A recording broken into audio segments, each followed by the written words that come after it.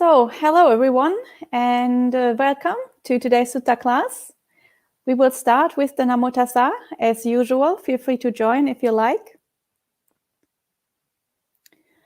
Namo Tassa Bhagavato Arahato Samma Sambuddhassa.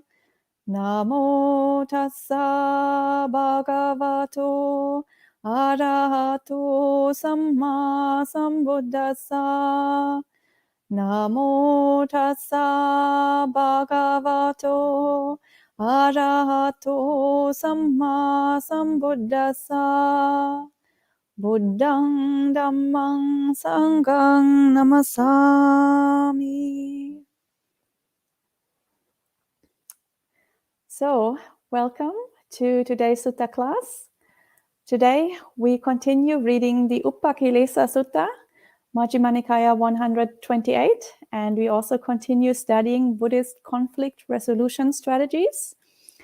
So over the course of the last few weeks, we have studied conflict resolution strategies with the example of the conflict in Kosambi, which is one of the two major conflicts from the Buddha's time, where a really teeny tiny incident, two monks quarreling about how to clean the bathroom, got completely out of hand, and it ended with the entire sangha at Kosambi quarreling and all the lay people getting involved and taking sides, and the whole thing just growing so big that eventually it developed into a schism, and the sangha was actually split into two parts. And over the course of the last few weeks, we have read different attempts by the Buddha to resolve the situation, different teachings that he gave. But eventually he just had to conclude that the monks were unwilling to listen to him, and there was nothing that he could do. And the monks just kept on quarreling, and they actually told the Buddha that they don't want to listen to him, that they want to keep on fighting, and they asked him to leave. So the Buddha actually did leave. He gave one last teaching where he said it was better to practice on one's own rather than practicing with such a community, because such a community is making so much bad karma that they cannot actually develop in the Dhamma. So if one continues to stay with such a community, you would actually obstruct your own progress in the Dhamma. And so he puts his own advice into practice and he leaves. And this is the beginning of the Upakilesa Sutta that we started reading last time, that we're going to keep on reading today. And when the Buddha has left Kosambi, the first thing that he does, which we also saw last time, is he visits a monk that is living alone. So a monk who is putting the Buddha's teaching into practice, who is not living with such an unwholesome community, who is just doing his own thing. And he checks on that monk, and then he hears that that monk is actually practicing properly, is actually making progress in the Dhamma. So that is one of the ways of living, or one of the ways of practicing Dhamma that the Buddha praises in this sutta, and that is one of the possibilities how we can make progress in the Dhamma. But then there's a more superior way, and this is the way we have seen then, which is practicing with a community of like-minded people, practicing with a community in harmony, where people can support each other in making progress on the Dhamma. And so the next group of people that the Buddha visits is the monk Anuruddha and his two friends, Nandiya and Kimbila. And they appear occasionally in the suttas, and they are always like the ideal, the epitome of a harmonious community, like the most perfect, most ideal way of living together as human beings. So whereas in the case of the group of the Kosambi monks, this is like the worst possible way of forming a monastic community, where even a tiny conflict, such as how to clean the bathroom, can get so much out of hand that it results in a schism in the sangha. So where everybody is just so much attached to their own views and so much caught up in their own delusions and defilements that nobody is actually able to take a step back and reflect on what they're doing and seeing that this matter is so tiny that it's not worth quarreling about.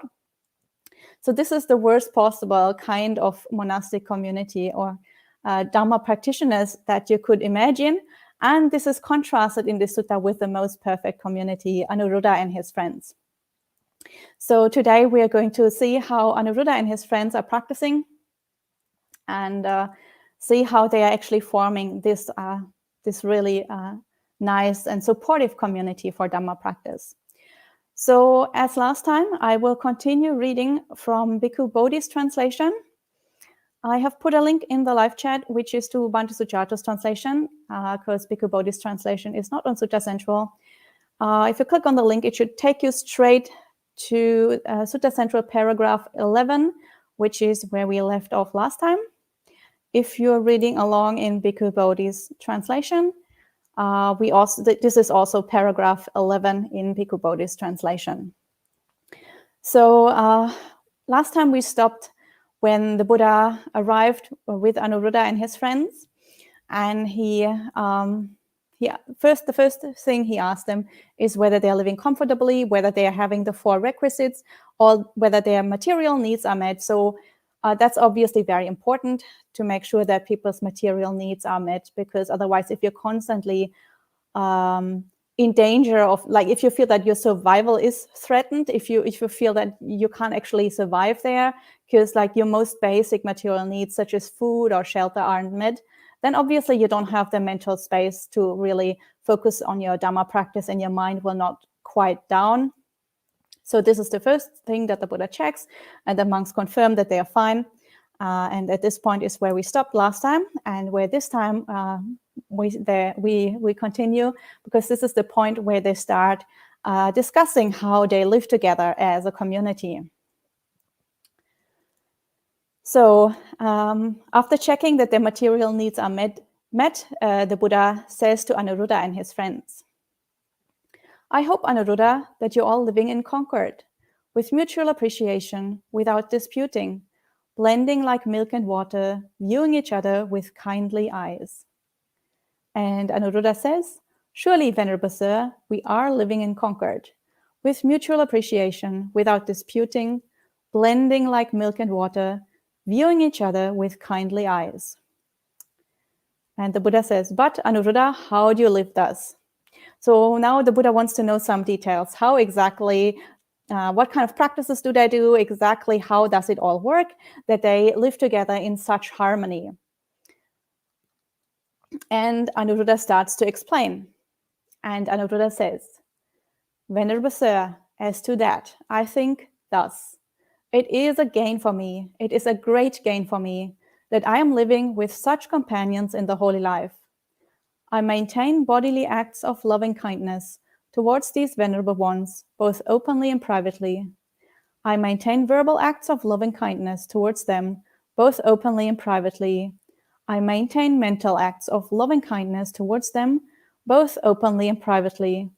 I consider, why should I not set aside what I wish to do, and do what these venerable ones wish to do? Then I set aside what I wish to do, and do what these venerable ones wish to do. We are different in body, Venerable Sir, but one in mind. The Venerable Nandiya and the Venerable Kimbila, so his 2 companions, each spoke likewise, adding, that is how, Venerable Sir, we are living in concord, with mutual appreciation, without disputing, blending like milk and water, viewing each other with kindly eyes. So here, when the Buddha starts asking them, how is it that they can form this harmonious community, and how can they live together in such peace and have such a good way of forming cohesion in their group, Anuruddha doesn't start with describing any kind of specific practices that they do, like any kind of the way they organize the cleaning roster or the way that they organize their material living space, but he actually starts with the mindset, the approach that they have towards each other mentally.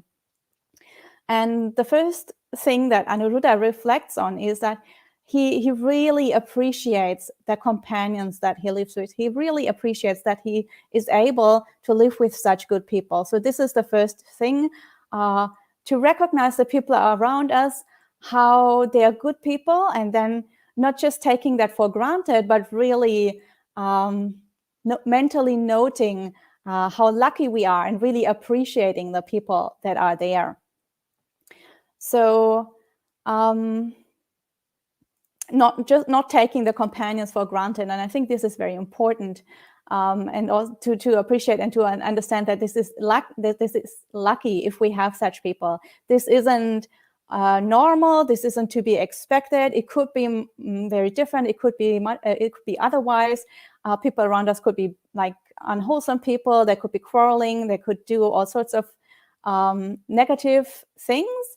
And if that isn't the case, if people around us are generally good people and generally trying their best, then this is something that we can appreciate and that we should really notice if that is the case. So he doesn't take his companions for granted. And of course, this is that is the reason why it's so important to choose the companions that we spend time with, our friends, our spiritual friends, our kalyana mittas, or in general, the people that are around in our lives, to choose them wisely. Because if there are good people around us, then we will generally be able to cultivate wholesome states. They will lead us to do wholesome things. The activities that we do together will be reasonably wholesome. So in our daily lives, while being with those people, we can actually cultivate good karma. We can actually cultivate wholesome states, and that will be very helpful for our Dhamma practice also. But if the people around us are kind of people that have a lot of very unwholesome habits, then that will actually drag us down, because the more time we spend with them, obviously, we will do activities together with them, and the activities that they would be interested in doing would be fairly negative activities that maybe lead us down the wrong path, make us cultivate unwholesome karma, maybe lead us to cultivate a way of speaking that is very unwholesome, or will lead us to whatever, drink alcohol or do unwholesome things. So for that reason, it's really, really important that we choose the companions wisely. And I think that is one of the major messages of this sutta, where also in the beginning, the Buddha also really exemplifies this, and he also chooses his companions wisely. And when he sees that he cannot help the people at Kosambi, then he decides to walk away and not keep the company with such unwholesome people. But here, Anuruddha, obviously, he has very good companions, and he really appreciates that. And then he talks about the practice of metta. And I think for those who have been following this series of talks on Buddhist conflict resolution strategies, this will sound quite familiar, because this ties in directly with a teaching that the Buddha gave earlier in a sutta called the Kosambi Sutta, Majjhima Nikaya number 48, that we read a few weeks ago. This was the first teaching that the Buddha gave to those monks, trying to help them, trying to get them to reconcile with each other. In that sutta, the Kosambi Sutta, the Buddha taught about 6 principles of cordiality that create love and respect and conduce to cohesion, to non-dispute, to concord, and to unity. So the Buddha was trying to teach the monks at Kosambi how to form a harmonious community. Obviously, the Kosambi monks didn't put that into practice, but here in this perfect and harmonious community, it's quite natural that they would naturally have these 6 principles of cordiality that the Buddha taught back then. And the first 3 of these 6 principles were the practice of metta by body, speech, and mind. So exactly what Anuruddha is talking about here. So practicing loving kindness in the 3 ways of acting with the body, through the speech, and mentally. And of course, if we do that, that will create a very beneficial atmosphere with the others. And obviously, that will make people feel at ease around us if we have a personality that is full of metta, full of kindness towards others. And obviously, if we have that kind of atmosphere around us, then it would be very difficult for conflicts to develop, because we are not easily triggered, and we don't easily trigger other people's defilements. So practice of metta is very, very important. And here we see that they are also doing this, Anuruddha and his friends. And they're doing this both openly and privately. We've talked about this in quite a bit of detail in the Kosambi Sutta, but just to briefly recap, That means whether the others see it or whether they are not around and don't see it, so both openly and privately. We do acts with the body that are helpful for others, that are friendly towards others. So for example, if somebody's sick, we take care of them. If somebody needs something, then we can help them with that. If we see somebody has left something lying around, we put it away. We don't get angry because they're messy, but we just do what's necessary, just put it away. Or for example, somebody has left their laundry outside and they're not around, it starts to rain, then we put that away. Even if they don't watch us, even if they don't see what we are doing, even if they later don't even notice that we have done that, still these small acts of kindness towards each other lead to a very harmonious way of living together. And then also with the speech, the way we speak about others, or the way we speak with others, we choose friendly words. We choose a way of speaking that is pleasant. And also when we talk about others, when they're not around, then we talk about them in a way that is appreciative and that is friendly, and we don't gossip about them, or we don't put them down even when they don't hear what we are saying. And the same mentally, whether they're around or whether they are not around, the way we think about them is full of appreciation. We don't let our mind dwell on all the negative points and all the negative characteristics that they might have, but we focus mainly on all the positive points that they have, and we think about them in a friendly way. And even if they have negative points, then we practice forgiveness and we wish for them to improve, and we practice patience with them and so on. So these first three principles of cordiality are very important, just to set a general atmosphere that is pleasant and that is friendly, where people can feel at ease. And if people can feel at ease, obviously there's much less potential for conflict to develop. So this is the general attitude that those three monks have towards each other. And then Anuruddha also says, and the other two also say, that they reflect, why should I not set aside what I wish to do and do what these venerable ones wish to do? And then they do set aside what they wish to do and do what the others want to do. That means if there is a difference of opinion, if there is some kind of point that could potentially develop into a conflict, they don't tightly cling to their view. They don't think that they are always right, but they're actually very open to compromise. And they recognize that the other people are good people. So why shouldn't we go along with what they want to do? So if you practice in this way, obviously there is not much chance for conflict to develop. On the other hand, again, this shows us how important it is to choose our companions wisely, because obviously you can only go along with the opinion of other people if everybody is open-minded, and if people don't take advantage of you. Like if people know that you don't tightly cling to your view, but they want to kind of manipulate you, or they want to tightly cling to their own views, that means that you always give in, and the other people kind of it's very easy for other people to take advantage of you if they have bad intentions. So again, this shows us how important it is to surround ourselves with spiritual friends, with kalyana mittas, or with generally good people, so that we can actually practice in this way without being taken advantage of.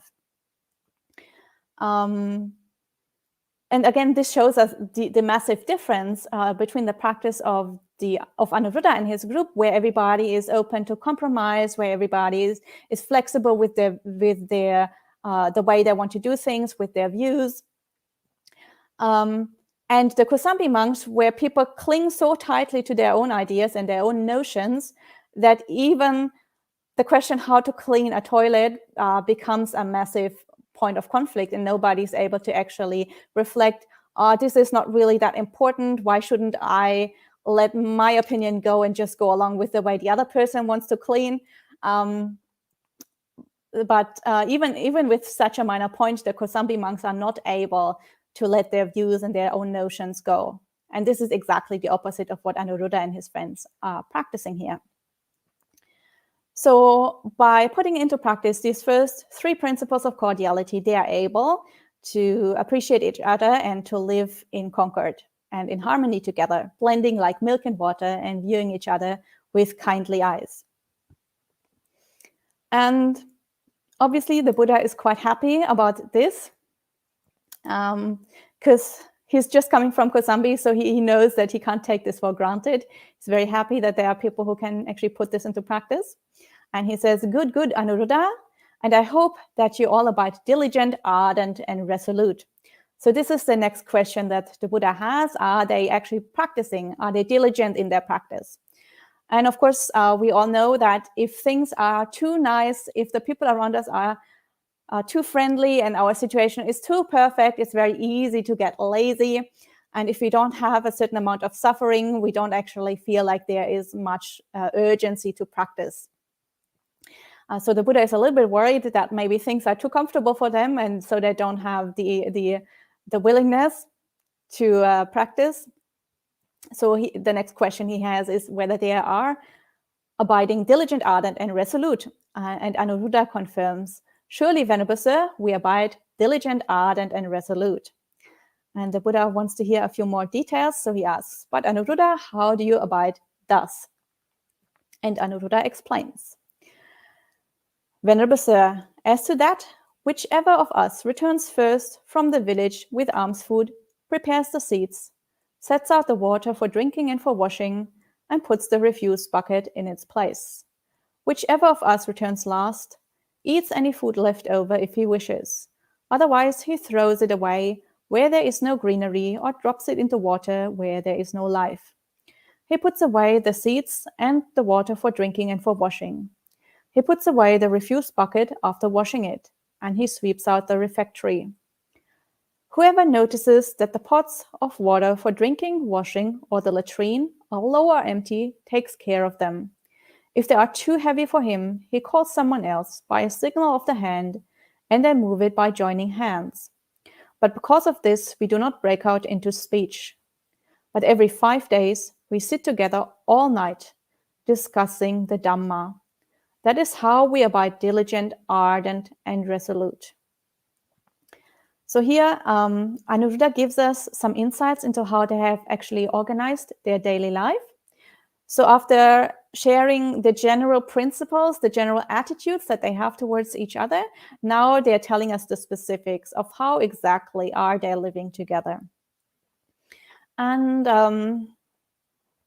while we see that they don't try to manage potential points of conflict by really organizing everything in advance. So the way we sometimes do it in modern times, obviously, if we live together with other people, we'll try to draw up rosters and cleaning plans and various plans for various things and a long list of rules, the house rules or whatever that we have to abide by. And this is not the way they are doing it here. They have a much more kind of organic flow here. So whoever sees that something needs to be done, they just do it. So, for example, Anuruddha here says, whoever returns first from the village with alms food just sets out the seats and prepares the water for drinking and for washing and puts the trash can in its place. So, if you come back from alms round, you don't just prepare your own seat and the things that you need, but you just prepare things for everybody. You look out for your companions. If you're the first one, then it doesn't matter who the first one is, and there isn't a roster where this job is assigned to any specific person. Just the first one who's there will just look after everybody's needs and prepare everything that needs to be done. And we also see that apparently they did not go on alms round together. They went on alms round one by one, everybody for themselves. And this is generally the way we see things done in the early suttas. So in the early suttas, usually people go on alms round alone, or sometimes a teacher will go with their students, a small group of students that they are directly responsible for. But it's not that the whole sangha would go all together for alms round. So this is different from the way it's done in modern times, especially if you know how it is done in Thailand, for example. This is not the way it was done back then. And here, obviously, Anuruddha and his friends also go on alms round on their own. So it's not that just because they're harmonious, they have to do absolutely everything together. Still, they're individuals. There are many things in their daily life that they do on their own. So whoever just sees that they're the first one to come back, they will put they will prepare everything, and then whoever returns last will put everything away and clean everything. So as the text here says, they will just eat any food that is left over if they want to, and then the rest they will throw away. And it says here they throw away where there is no greenery, or they would drop it into water where there is no life. So this is an instruction that also comes from the Vinaya. So the reason for that is that when you throw away food, you should throw it away in a place where it doesn't cause problems, it doesn't disturb other people. So if you throw your food on crops that are growing or on vegetables that are growing, this can cause a lot of problems. It can spoil the crops. It can attract a lot of vermin. It can attract a lot of rodents.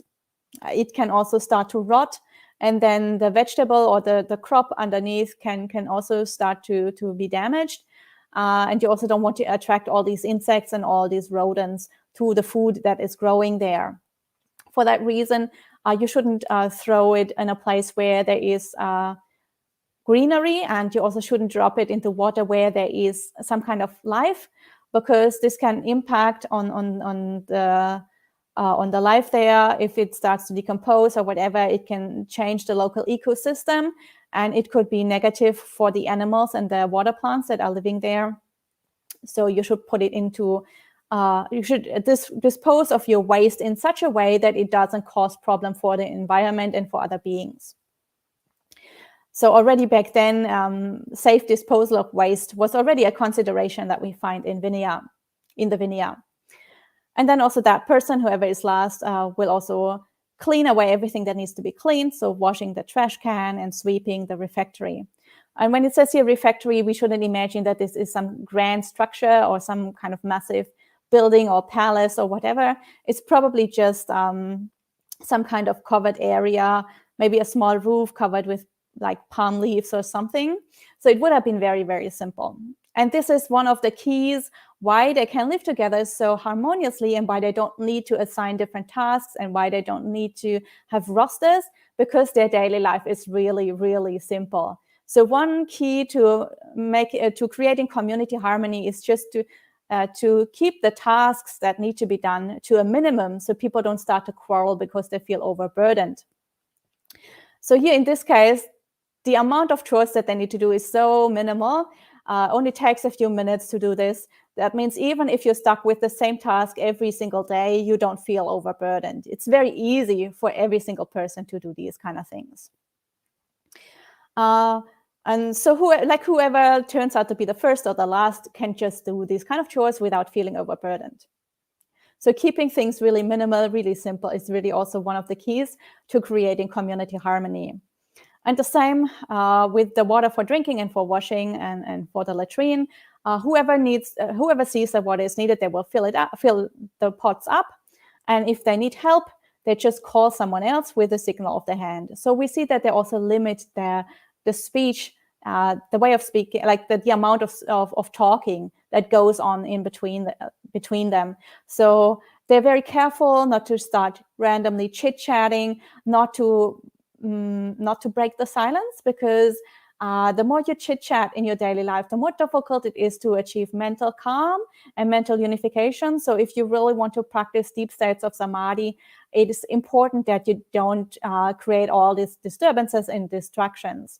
And obviously, one single person can create distractions for the entire community. So it's important that the whole community makes an effort to maintain sort of this silence, so that everybody's samadhi is protected. And again, the chores that they have are so simple. You can just show it with the hand what needs to be done. You don't really have to discuss about all these things with words. So, and again, because for them it doesn't matter exactly how things are done, because they're very happy to go along with the way other people want things done. As it said before, They reflect, why should I not put aside what I wish to do and do what the other ones wish to do? So they don't need to discuss, like, should we fill the water pot up this way or that way, or should we turn it that way or this way, or like what method do we use for filling this up or whatever. You just show with the hand and you just go along with what the other person wants to do. So because they're so flexible, also there's no need for long discussions. And as they say, every 5 days, they sit together all night discussing the Dhamma. So it's not that they don't talk at all. It's not that they have taken a vow of silence and they think that speech is generally bad. It's just that they don't want to talk about random, like unimportant things. But they are very happy to spend an entire night every 5 days. So that is a huge commitment. Staying up every 5 days, an entire night. That's quite, that could be quite exhausting, or could seem like this is a bit much or something, but because they talk about Dhamma, they're really willing to do that. So when it comes to Dhamma, they're happy to talk, and they're happy to put in the effort of staying up all night.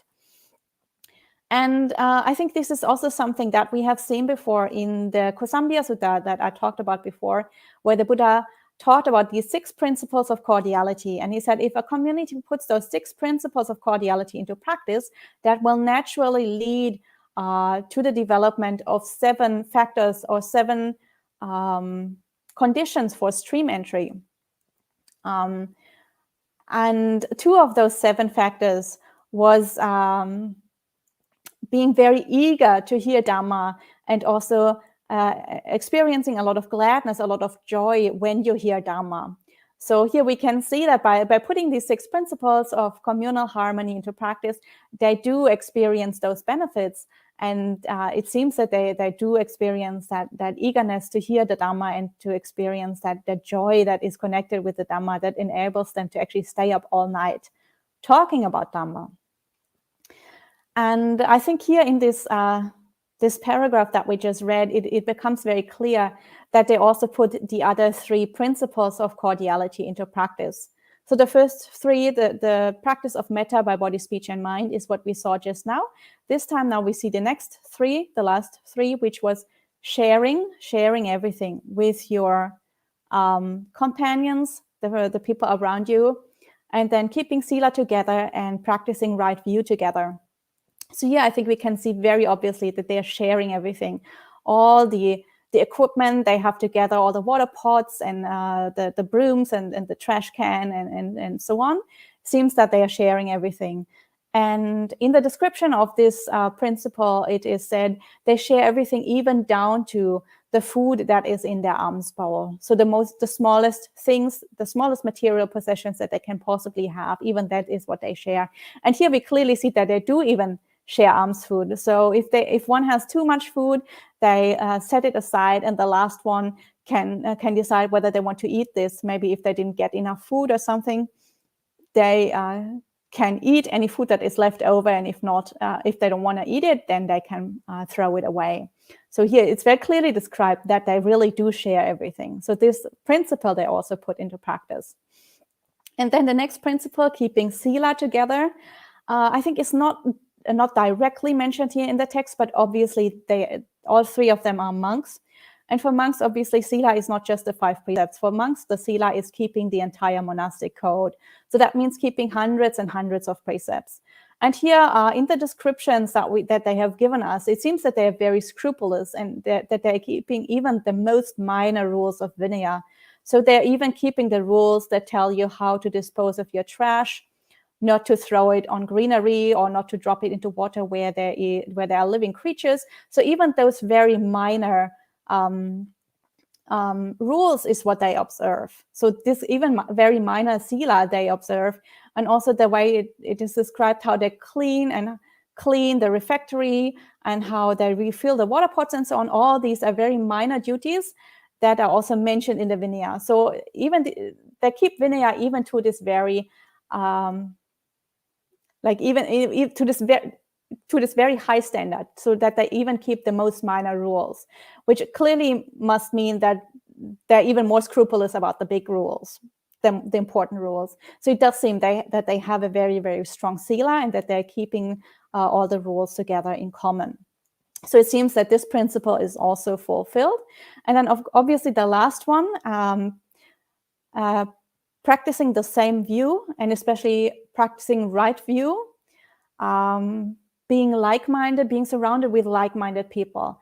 That also seems to be one that they are very strong on, a point that is very important for them, because obviously if you have the same view in life, means that you have the same outlook, the same things are important to you, you have the same priorities in life. And here clearly we can see how they really have the same priorities. How, for example, they don't break out into speech for small things because everyone is very mindful of protecting each other's samadhi, each other's peace of mind, each other's stillness of mind. Or how everybody is willing every 5 days to sit together all night and talk on the Dhamma. So clearly they have a very strong right view, and they're all very like-minded. So this is also the last principle of cordiality that they have put into practice. So here we see that all of the 6 principles they have put into practice to a very, very high degree, which obviously clearly is why their community is so harmonious, and why they also now make progress in the Dhamma. So here the Buddha can see that these 6 principles that he taught to the Kosambi monks, which for the Kosambi monks didn't really work out because the Kosambi monks were not willing to listen to him. Here you can see that if a community actually puts them into practice, that does create a lot of community harmony, and that does create a very cohesive and strong group. And of course, this is very inspiring. This is just so beautiful, this whole passage, how it talks about people blending like milk and water, or viewing each other with kindly eyes. This is very inspiring. And I think there are many Buddhist communities out there who look to these 3 monks for inspiration. I personally have lived in a group where we tried to actually put this into practice. So we did live very simply. We didn't have a monastery back then. We were living in tents, and we just had one tent also like one tent as our Dhamma hall, where we would come together. And we did also every 5 days come together and at night and discuss Dhamma. And other than that, we tried to keep noble silence. So this is very inspirational. Many people try to put this into practice. And even nowadays, many monastic groups look up to these 3 monks and try to put this into practice, living very simply, maintaining those 6 principles, organizing the daily life in the way they are doing it, and having this idea of meeting every 5 days to talk about the Dhamma all night. I still think, when I think back at that time, I still think that was a very special time, and it was very inspirational to try and follow the example of the 3 monks. And obviously the Buddha is also inspired, because the Buddha also says, good, Anuruddha, but while you abide thus diligent, ardent, and resolute, have you attained any superhuman states, a distinction in knowledge and vision worthy of the noble ones, a comfortable abiding? Venerable Sir, as we abide here diligent, ardent, and resolute, we perceive both light and the vision of forms. Soon afterwards, the light and the vision of forms disappear, but we have not discovered the cause for that. So now the Buddha asks, when you have established this really harmonious community, does that actually benefit your practice? So do you make progress on the path? Do you attain the superhuman states? That means, do you attain the jhanas? Do you attain the immaterial realms? Do you attain stream entry and the higher noble attainments on the path? So does your practice make progress if you have this harmonious community? And of course, Anuruddha confirms that their samadhi has made some kind of progress. At this point, Anuruddha, Nandya, and Kimbila are still in the very, very early stages of their monastic development. So they haven't actually attained jhana yet. So the way they describe it here, they have attained some level of concentration. They can see light and a vision of forms, but it's not really stable. It's there for a while, and then somehow the light and the vision of forms disappear. And they're not quite sure why that happens. They have not discovered the cause for that.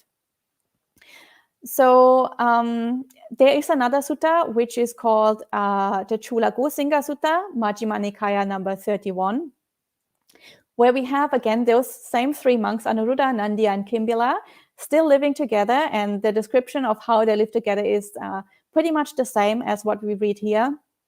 It's just they don't live in the Eastern Bamboo Park anymore. At that point, they live in the Gosinga forest. So that's another place. And they're still living together in the same way. And then again, they're visited by the Buddha, and the Buddha again asks the same questions.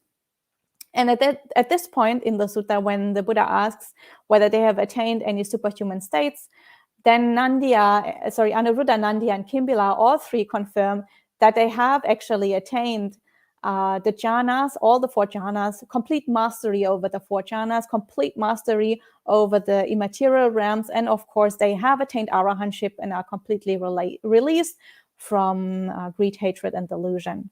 And at that point, in that other sutta, the Buddha greatly rejoices, and all the devas rejoice, and the Buddha praises them for the benefit that they bring to all beings.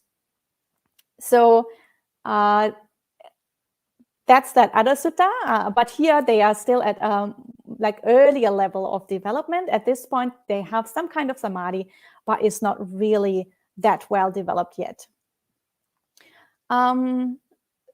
So they talk about perceiving light, and they talk about seeing forms.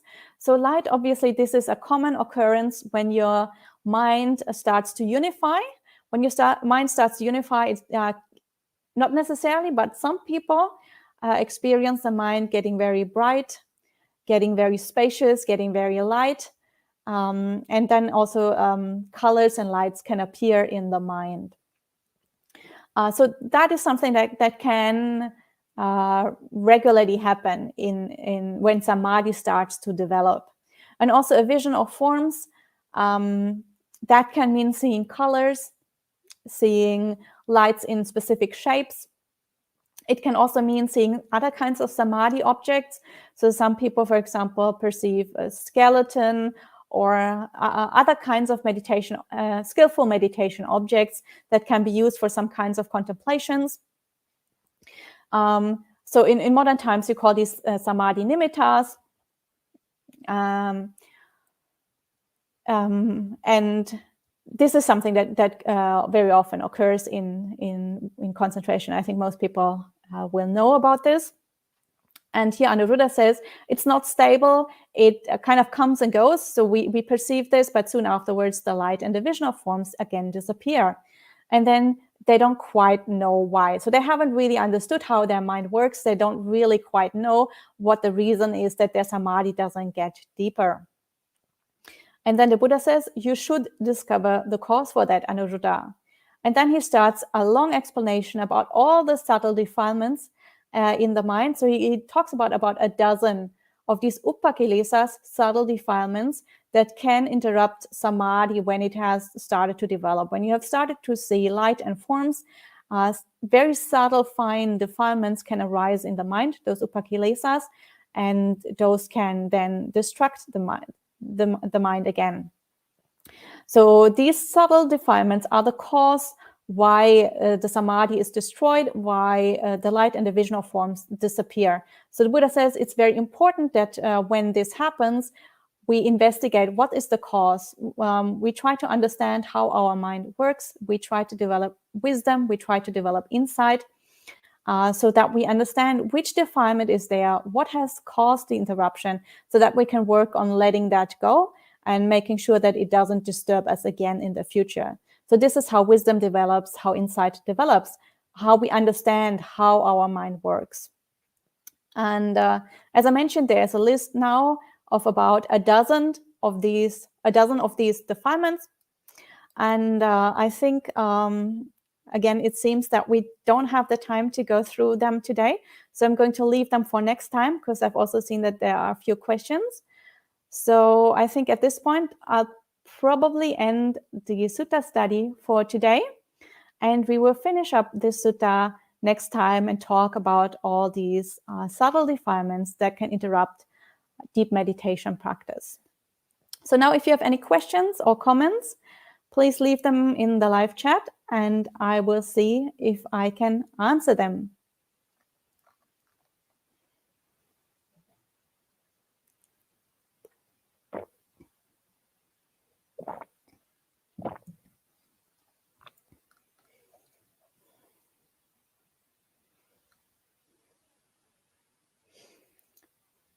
So I see some people are rejoicing in this sutta. I also love this sutta. It's again one of my favorite suttas.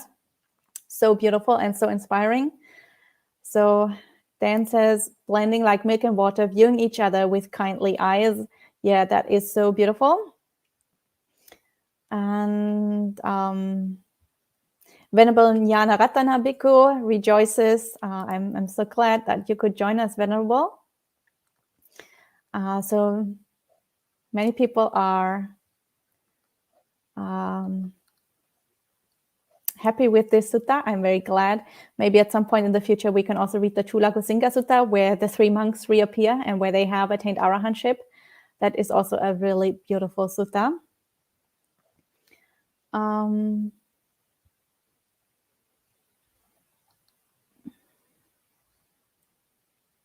And Dan says, Aya, in lay life, there are so many characters that are difficult.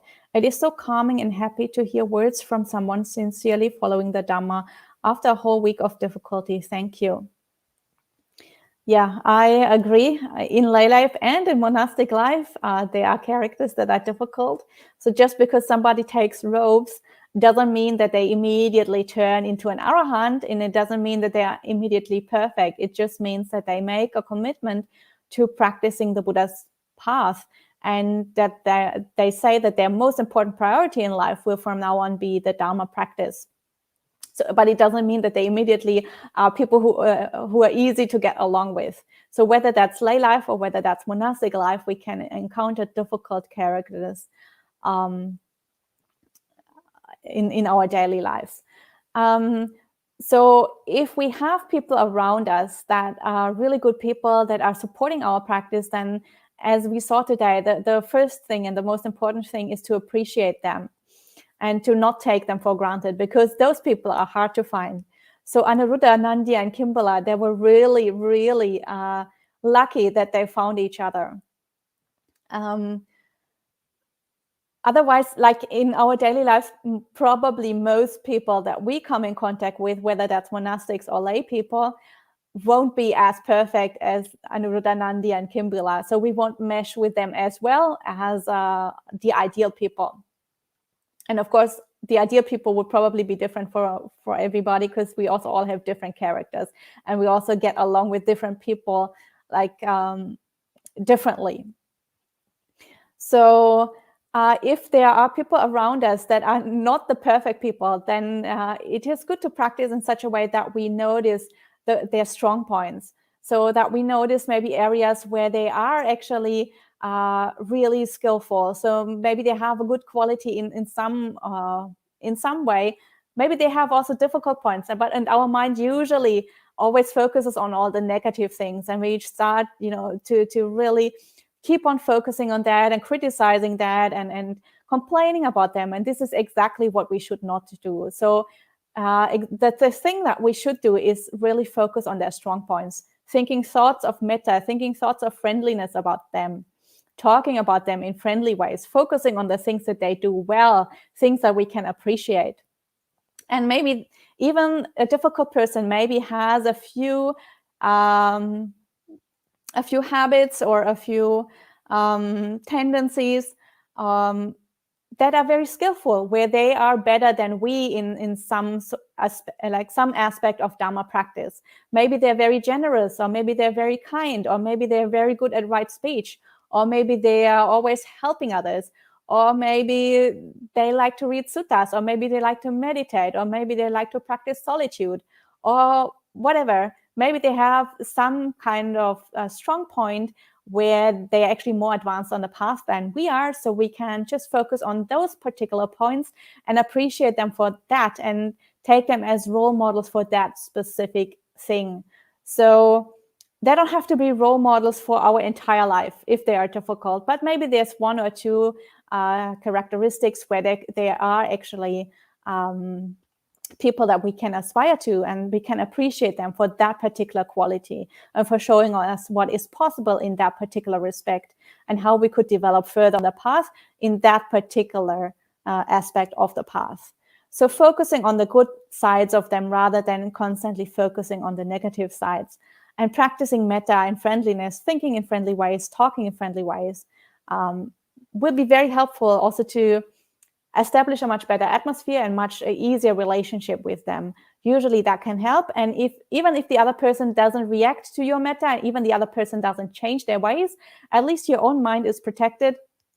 And at least if your mind is full of metta instead of being full of anger and tension, then because your mind is not tense and is not angry, a conflict will not develop. So if your own mind is full of metta, full of friendliness, very spacious, very relaxed, no matter what the other person will do, a conflict will not develop. So you're protecting yourself by practicing metta towards that other person at the very least.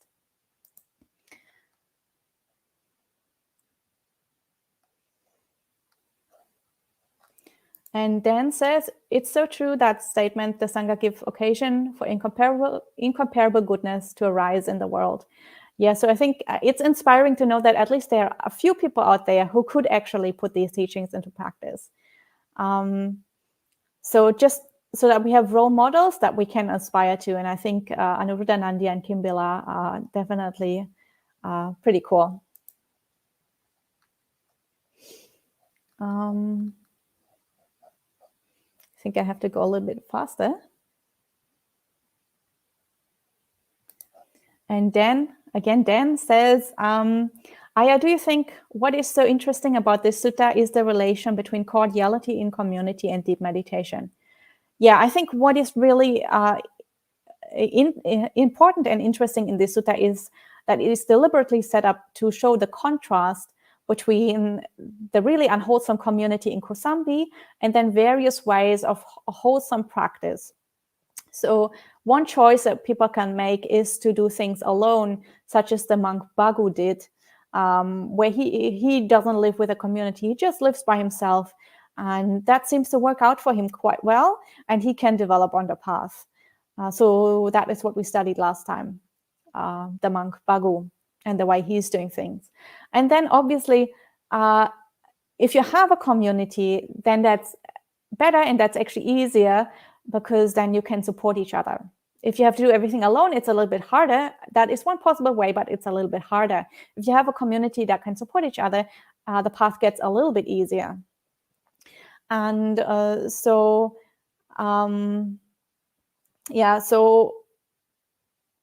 the important, but if you have a community, then it's important that the community is in harmony. So this is exactly what you say, the relationship between cordiality in community and deep meditation.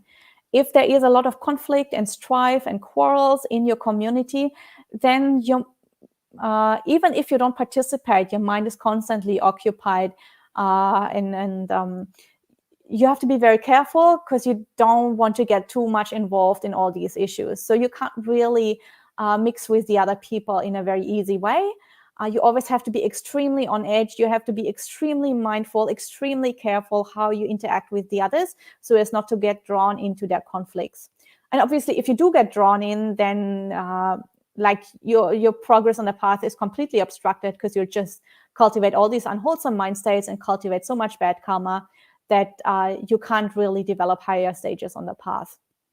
But if your community is harmonious and everybody practices metta towards each other, and people are not too much don't cling too much to their own views, and are compromising and are sharing and keeping sila and having the same view, the same priorities, and so on in life, then obviously it's much easier. You can be much more relaxed. You don't have to be so much tense and on edge the whole time. And obviously that will help with also the mental relaxation, and that will help developing deep samadhi. So even in your daily life, you'll constantly be cultivating wholesome qualities while you're with your community. You can constantly cultivate metta. You can constantly cultivate giving and sharing and letting go, and talking in wholesome ways about the Dharma and so on. So this kind of really calm and tranquil and wholesome way of life is obviously a much stronger foundation for deeper stages of meditation than if you have to be constantly tense and on edge and really super careful around the people that you're living with. So there is a very clear and very strong relationship between communal harmony and deep meditation.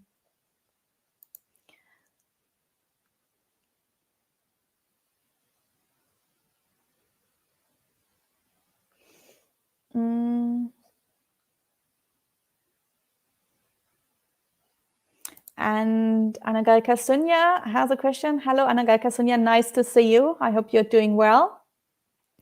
And she says, something has always puzzled me about this sutta. If everyone does what the other wishes, how do any decisions get made? What is your experience?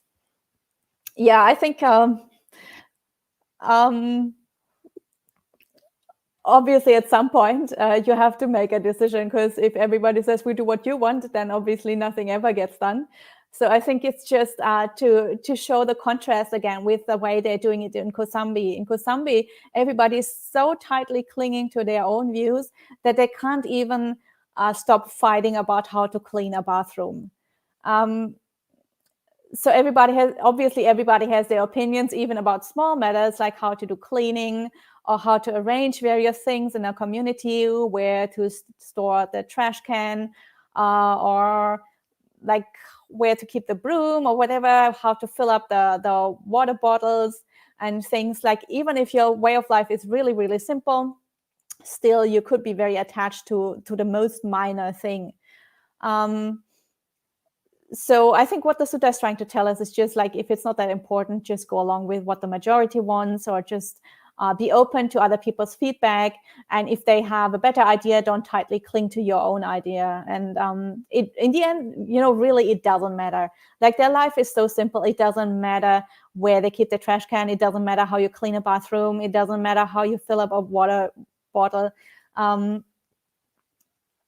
There are various ways of doing this, and just be flexible and be open-minded, and don't tightly cling to all these ideas and notions of how to organize stuff.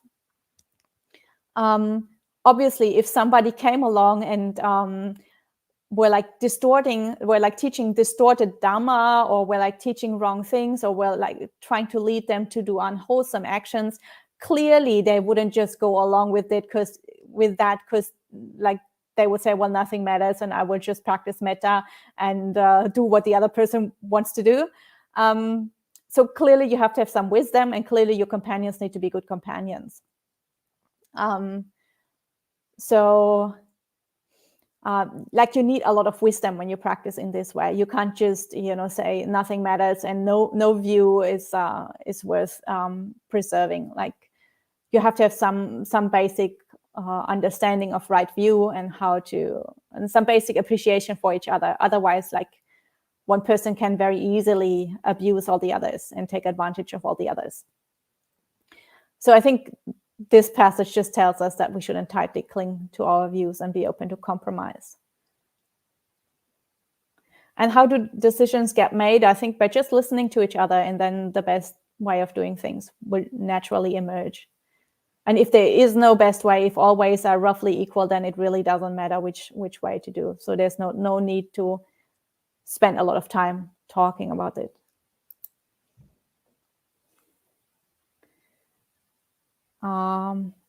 Yeah. So Joskar says, I always feel peace when hearing you. Thank you for sharing your knowledge with us. Oh, I'm glad. I'm glad you enjoy. And I think this is a very beautiful sutta. And actually, we're all just hearing the Buddha teaching. So I think we should all be very grateful to the Buddha for sharing the teaching, and for the 3 monks for practicing so beautifully, so we can aspire to do the same. So I think questions have run out for today, and time has also come to an end. Before we finish, I just wanted to say, some people have requested in the past whether or not we can also do sutta teachings in German. And I will be, in the next few weeks, I will be giving sutta teachings in German on Thursdays at 8 p.m. at the place where I'm staying at the moment, which is Unify Center in Berlin. And that will be live streamed on Zoom. So if anybody is interested to have sutta teachings in German, Thursdays, 8 p.m. German time, which is 2 p.m. New York time, you can send an email to our center. I will put that in the live chat. Send an email and request the Zoom login, and then you can join. And of course, if you're in Berlin, you can also join in person. So this is the email address.